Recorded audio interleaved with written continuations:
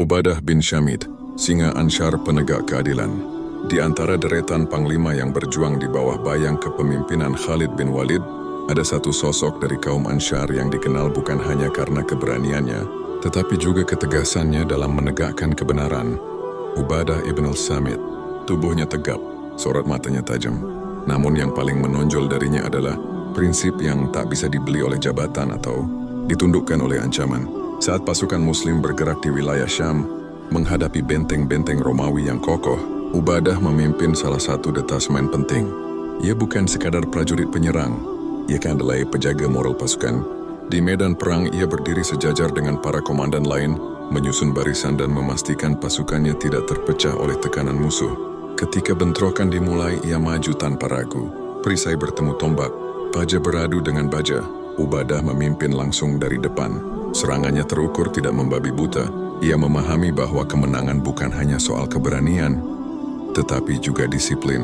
Dalam satu pengepungan kota penting di Syam, pasukan Romawi bertahan mati-matian di balik tembok tinggi.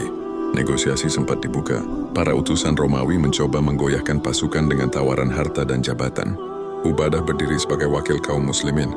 Dengan suara tegas ia berkata bahwa mereka tidak datang untuk menindas atau memperkaya diri, melainkan untuk menyampaikan risalah dan menawarkan pilihan.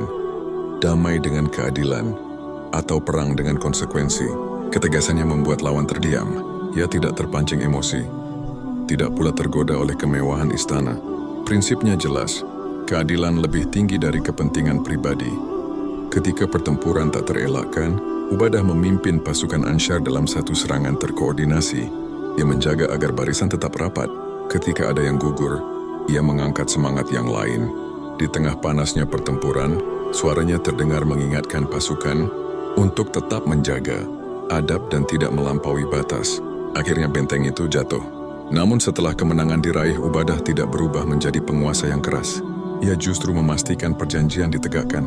Penduduk yang tunduk dilindungi. Harta tidak dirampas sembarangan. Gereja dan tempat ibadah tetap dijaga. Keberanian Ubadah bukan hanya terlihat saat pedang terhunus, tetapi juga ketika ia berani menegur jika ada penyimpangan, bahkan kepada pejabat sekalipun. Itulah sebabnya ia dihormati. Bukan hanya sebagai panglima perang, tetapi sebagai penjaga nilai.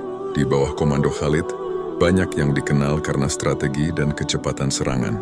Namun Ubadah dikenal sebagai tiang moral, yang memastikan kemenangan tidak menghilangkan keadilan. Di medan Syam yang berdebu dan bergelora, ia berdiri sebagai singa Ansyar. Gagah dalam perang, tegas dalam prinsip, dan adil dalam kemenangan.